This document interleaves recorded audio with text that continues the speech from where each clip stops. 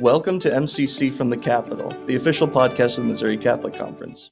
I'm your host, Curt Wichmer, Legislative Counsel at the MCC.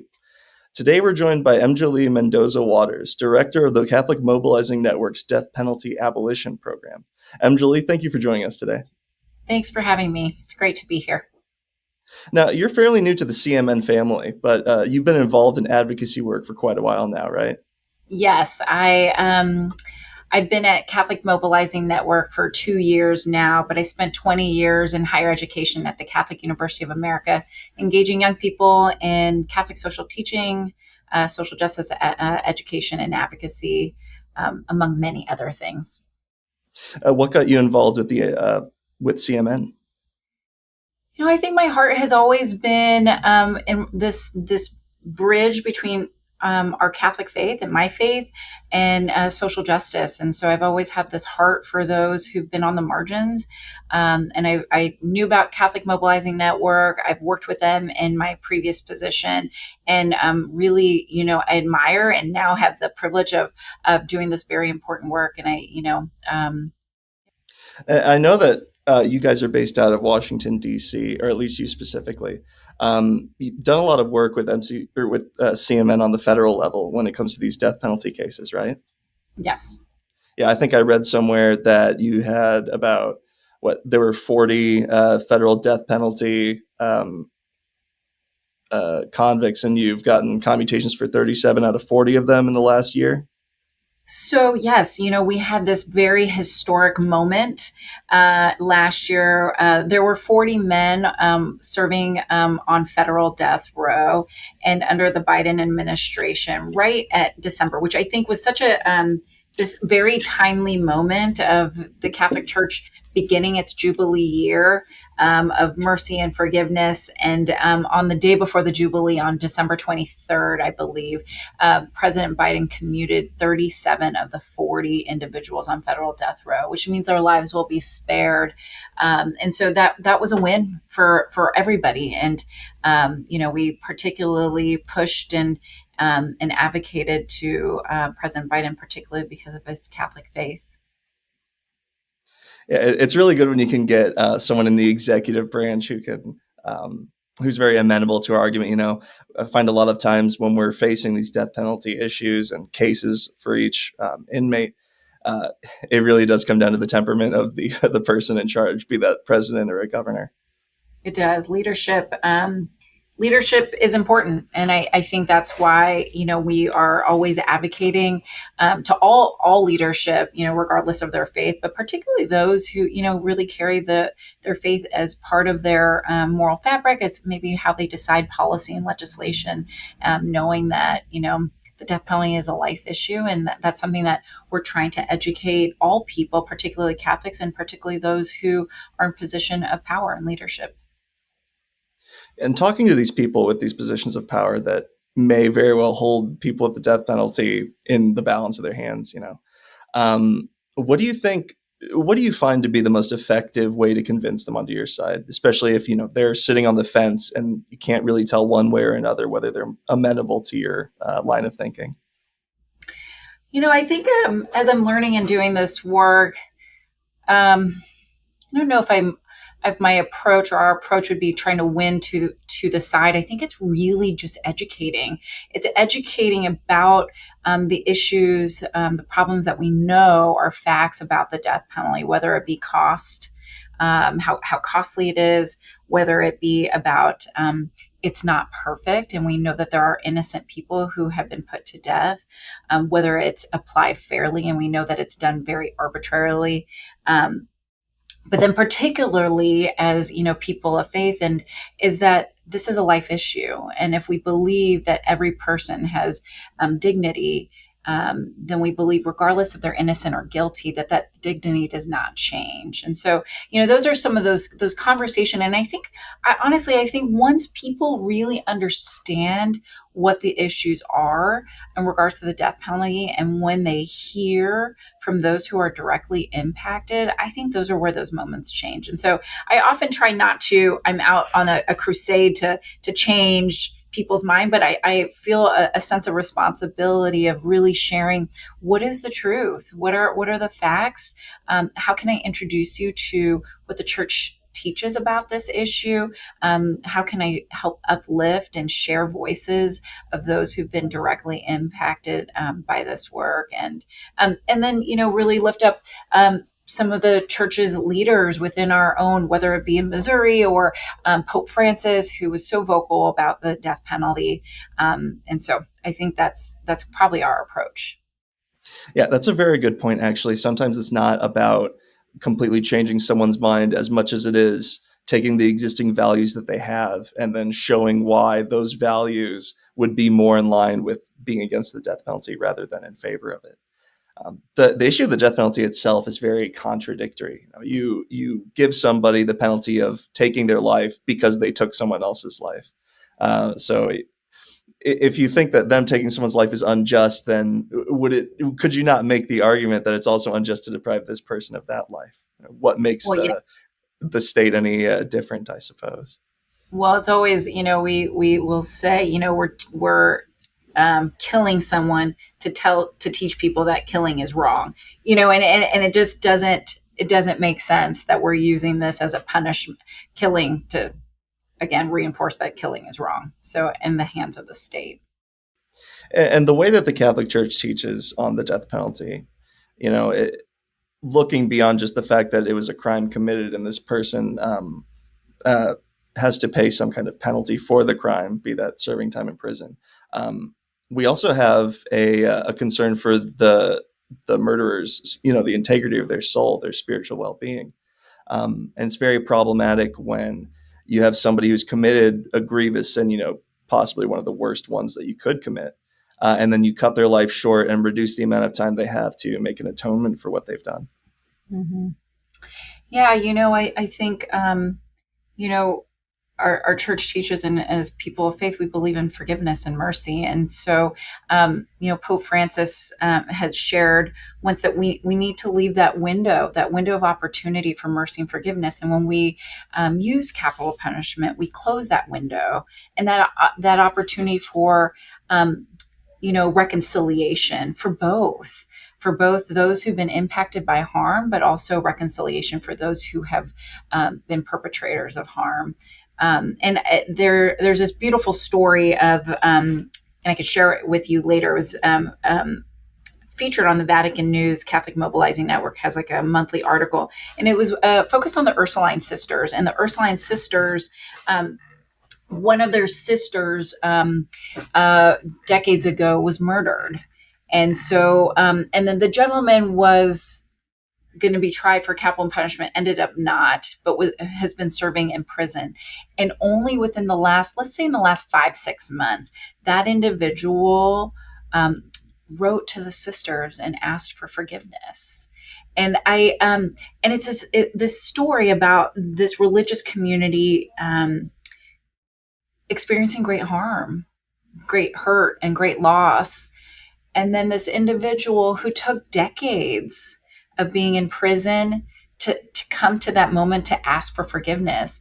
And then this religious community of sisters, the Ursuline sisters, to receive that and to give that forgiveness. And I keep thinking, if that gentleman's life was lost by execution or by capital punishment, that moment of forgiveness to be given by the Ursulines, to be received from that, or just that journey, it maybe took decades for this individual to come and ask for forgiveness. I think that story, for me, is such a beautiful illustration of that.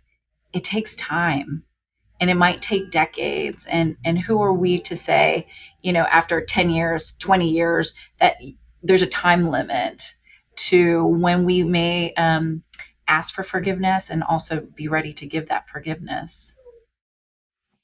Yeah, that story very much actually reminds me of the story of Saint Maria Goretti, who was this Italian girl who was murdered, and the man who murdered her, he wasn't executed. Eventually, he begged her mother for forgiveness. He became, I believe, a religious brother too. You never know when somebody's going to be able to turn their life around, and it could be soon after, the incarceration, or it could be much later. So to take that time away from them and limit their ability um, to atone for their sins and seek forgiveness, it's really, really, it's a really a severe punishment and very dehumanizing. Um, Is severe in the sense that there's no turning back, right? There is no. It's finite. There's no going back. There's no reversing mistakes. And again, just as people of faith in this belief of mercy and forgiveness, I don't think there's a time limit on that. There was no like counting moment of like you only have 30 days. And if you don't make that 30 days of like to be ready for forgiveness, or in this case, for some of those who are on death row for maybe 20 years, it might take a lifetime in order for that to happen. Right. In the Catholic religion, we have this concept of contrition, and there's perfect and imperfect contrition. Imperfect is when you are contrite because you fear God's punishment, and perfect contrition is when you feel contrition because of your love for God. So to give somebody an execution date where they're counting down the seconds or minutes until they die is very much it. It makes it much more difficult, I think, to achieve a level of perfect contrition when you're fearing of what is about to come. Now, you said that story you mentioned was it a resource on the Catholic Mobilizing Network's website? Yes, it was. We had worked with the Ursuline sisters and helped lift up their story, which it was just in the news, and then we shared that with the Vatican News. So if you look on our webpage or Vatican News, and you'll see the full story. Yeah, I've seen a lot of good resources coming out of Catholic Mobilizing Network's website that we've been able to use in our advocacy work here at the state level. Now, speaking of the state level and executions there, I believe you visited the upcoming execution in Missouri recently, right? Yes. So in the spring at Catholic Mobilizing Network, we were doing a lot of work in Missouri. Missouri executed 4 people last year and 4 in 2023. And so, we do this work through education, advocacy, and prayer. And so, one of our focuses is engaging young people in this work. And so, I was at Rockhurst University as well as St. Louis University, bringing impacted members, death row exonerees, spiritual advisors, murder victim family members to share their personal experience and stories and witness of capital punishment. And so during that trip, I had the opportunity, the invitation by Lance Shockley's legal counsel to visit him while I was in St. Louis. And so this spring, I had the privilege to meet with him. And how that meeting go? I've heard he's very involved in the prison over there. He is. I know we're on a podcast, so you can't see, but I wanted to share with you. Curtis, this is a picture of Lance and I. How would I describe that moment? I would have to describe it as sacred and holy. Here's a gentleman, a man who has 2 daughters, and we basically shared stories. We were at this table, and he had a stack of pictures, and I just got to see his family of his children, his cousins. I got to see his family on the inside. And so he's so involved in the Christian life in the prison. And so number of baptisms that were happening in the prison that he was helping to organize. And so it was like storytelling, but also this beautiful visual of seeing all these pictures of people that he's impacted, that have impacted him. And I got this real sense of he's a very peaceful, gentle person, but so alive in his faith. It was a very sacred and holy moment for me. Yeah, you said he had a couple family members, right? Yes. Which family Yeah. members are like most connected to him? He's got 2 daughters who visit him regularly. And so I got to hear about, what they do. I think one's a teacher and one's a softball coach, and just about their lives. And so that was really great. We kind of shared, we both have children and, those kinds of things. Yeah. One of the worst parts about any murder and what makes it so tragic is that the victim has family left behind, and there's a wake left after they're gone, where the place in everyone else's life that they occupied is now absent, and I find that also extends to the perpetrator of a murder too in death penalty cases. Should Lance Shockley be executed and not granted clemency, he would also be an absent spot that would be missing from his family members' lives. Yeah, we think some people would say, when once capital punishment happens, then there's a sense of justice, and there's a right um, that has been or a wrong that has been fixed by capital punishment. But I think we forget about all of the collateral damage that happens. Basically, there are more victims. We created another layer, another ecosystem of victims, of his daughters, his brothers in Christ, in the prison. Lance has been very involved in Kairos ministry there, and he was sharing that he gave the was it like the he gave a big retreat talk, and there was a couple hundred people who heard him speak at this. It was a commencement speech. And I think about all those ripple effects, all of the attorneys, and when he's been there at Potosi for about 16 years, just watching his interaction with the guards, watching his interaction with the attorneys, his attorneys, that has severe ripple effects, and there's a loss there. And I think sometimes we kind of forget that um,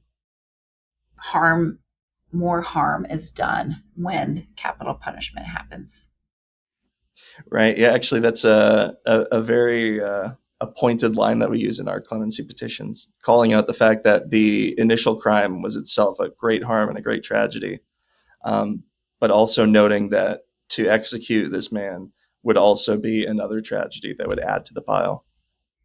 Well, and I heard this. This is anecdotal um, that those on death row in Missouri are held at Potosi, and then they are moved to Bonne Terre on maybe a week prior to execution. So the executions happen in a different prison. From what I've heard, again, this is anecdotal, but I've heard this at other across the other states, is that correction officers who know this individual, who have been a part of their lives for 10, 15, 20 years, don't want to be a part of their execution.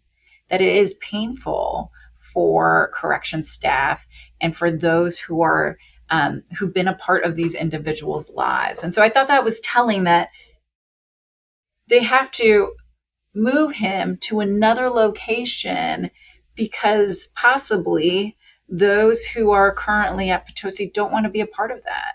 And so we think about the family, maybe legal counsel, those in community, but also those who are employed to ensure safety, and who work for the Department of Corrections. And I've heard this in other across other states, just kind of the trauma that also comes from conducting these executions.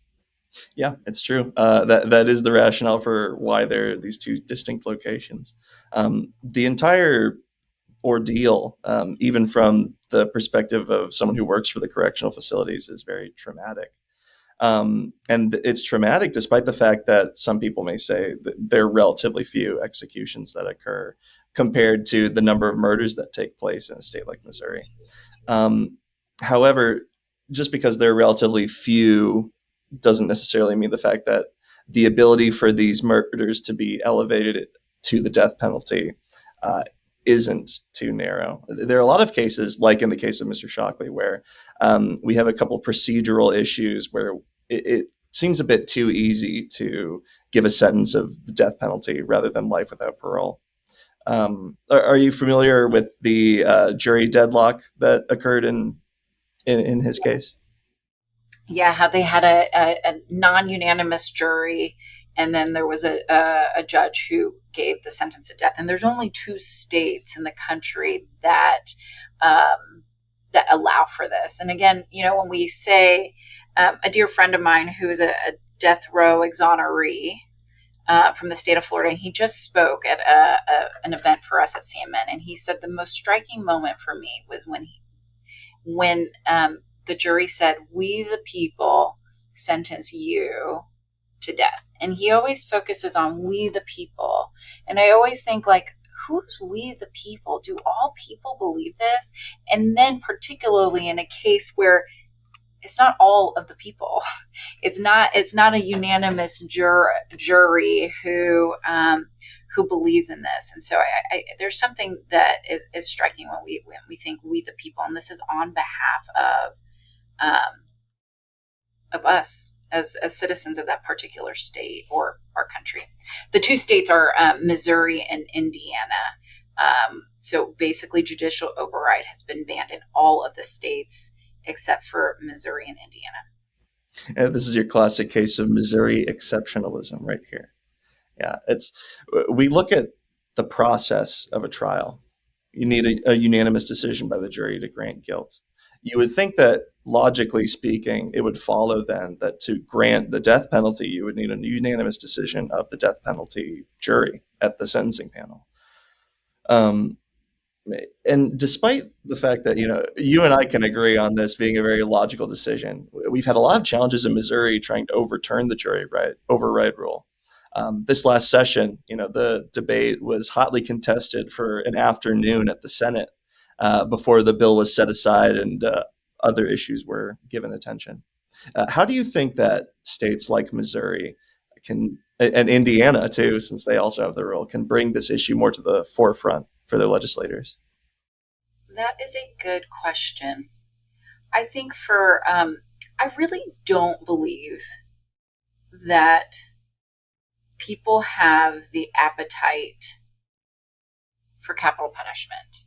I think there are other maybe political issues that make it seem like we need to have this issue. But what I really believe that when people, like as citizens, we're really thinking about this issue, and should we put someone to death, or do we have the capacity to keep society safe? Do we have life without parole? What are those other kind of options on the table? I think people would really choose those other options. Also, once they find out about cost, again, talking about the arbitrariness, the innocence, and we're seeing this in public opinion. So public opinion, and this is positive, these are all the good news, is that, we have historic lows of new death sentences. So again, that's a reflection of, we the people at this moment, and that we have the percentage of those who are favorable towards the death penalty are also at historic lows.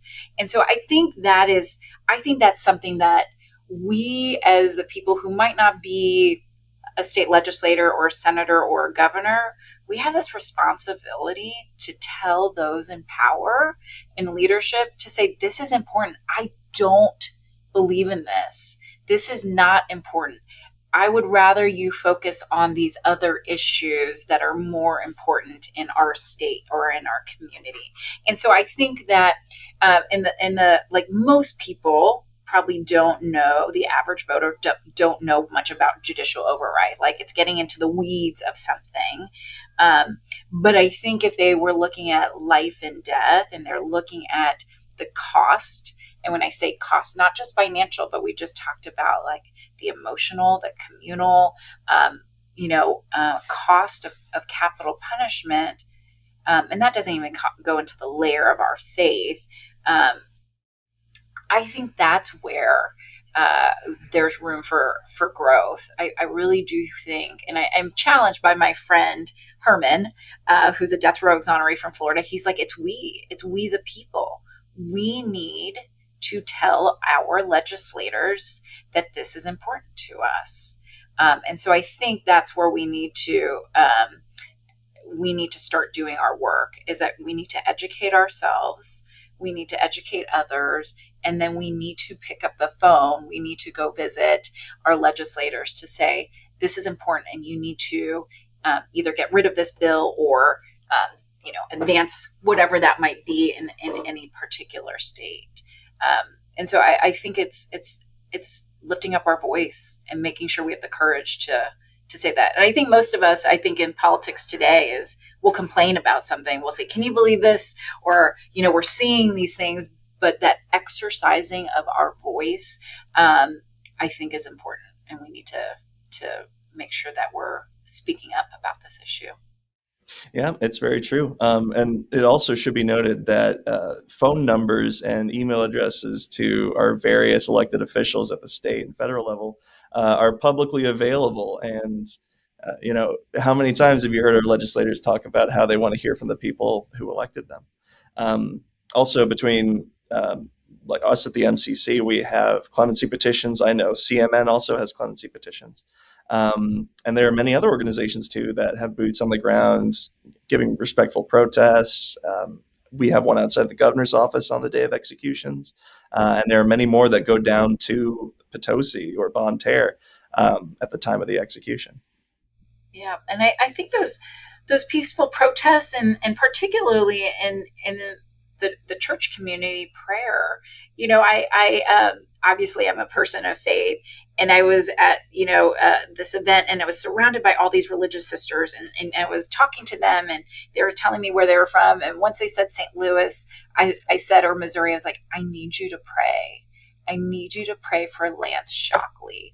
And sometimes I think we forget there's our voice contacting legislators, there's our physical presence of, whether it be a public witness, and then there's our prayer, our intercession that we need to be asking for.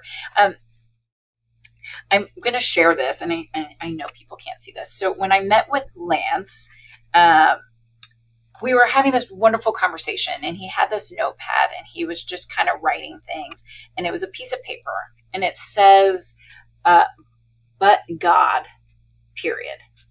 And I didn't really give much thought to that. I was thinking, we're talking about faith. We're talking about his leadership in the prison and being a Christian leader and leading some of these Kairos retreats. But it says, but God, period. And I think there's something there too that we need to remember, but God. I'm like, but God, it could be, but God in that cry, but also, but God, but what is God doing in this moment?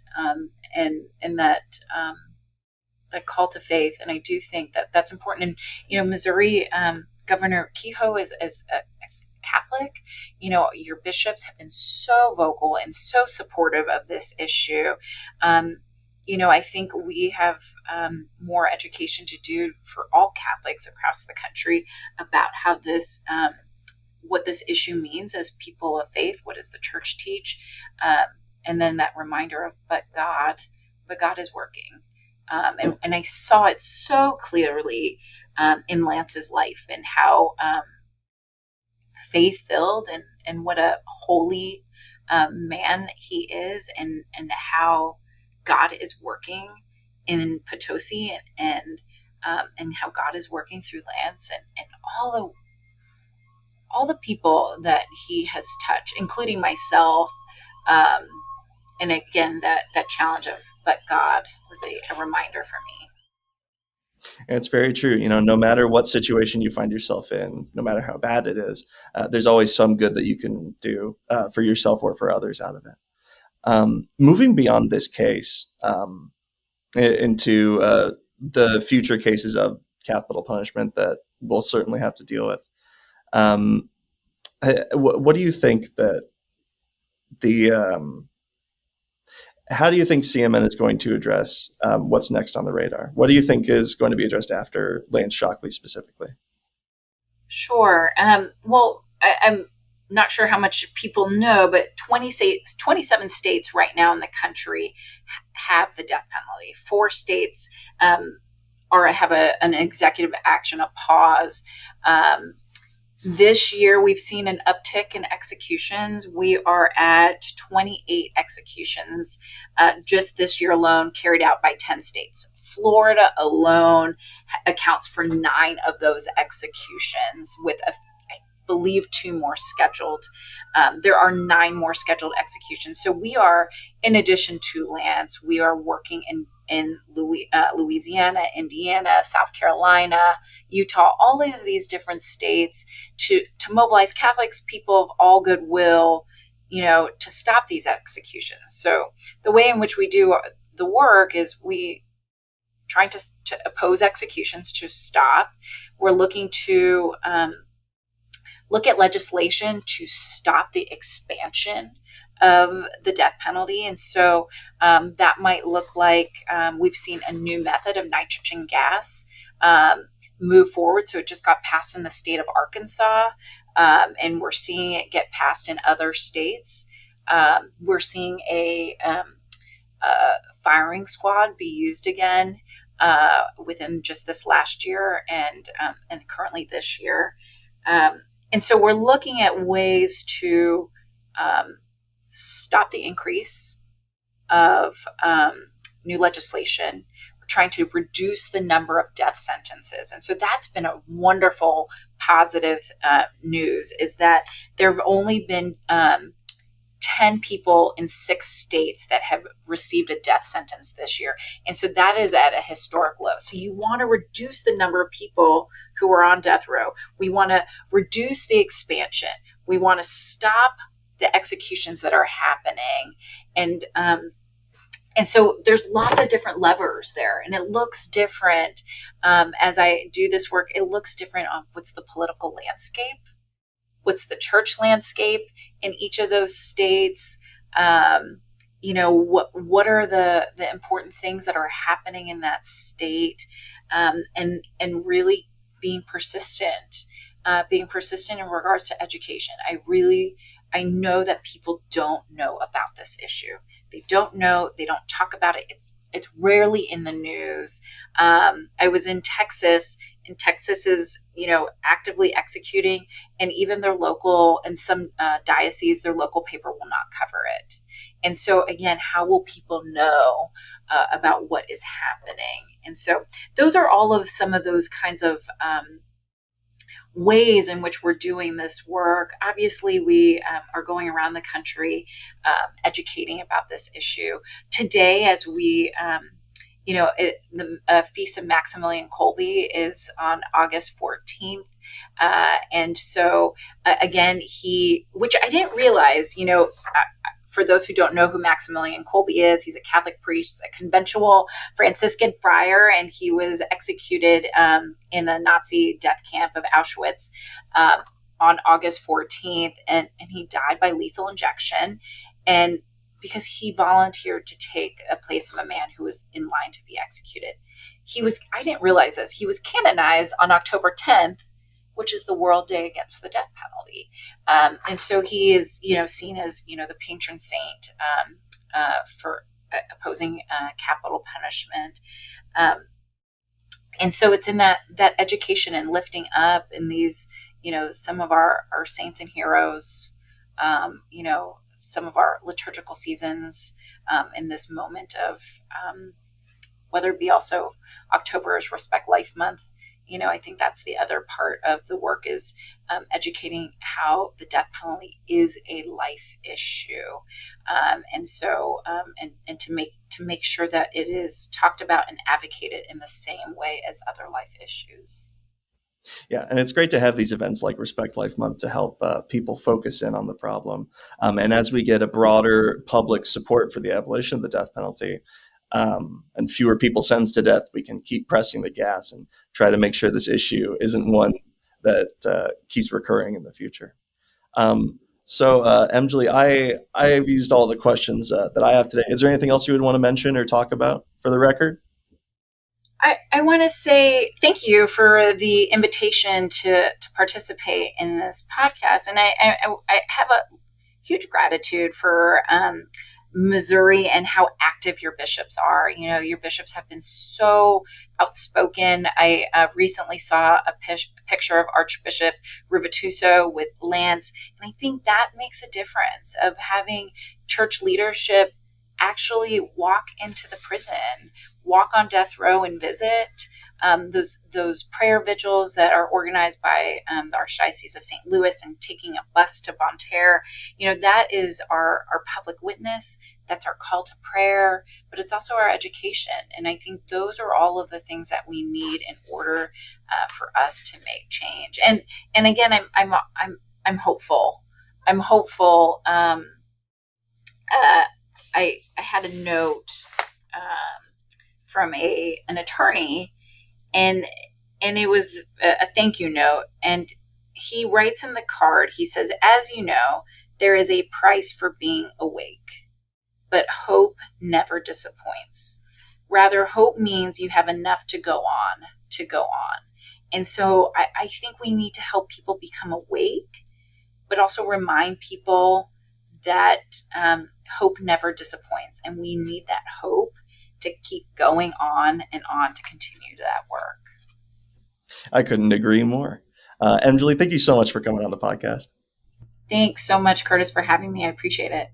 Thank you for listening to MCC from the Capitol. For information about current issues affecting Catholics in Missouri, please visit our website at mocatholic.org. That is mocatholic.org. Thank you again, and have a wonderful rest of your day.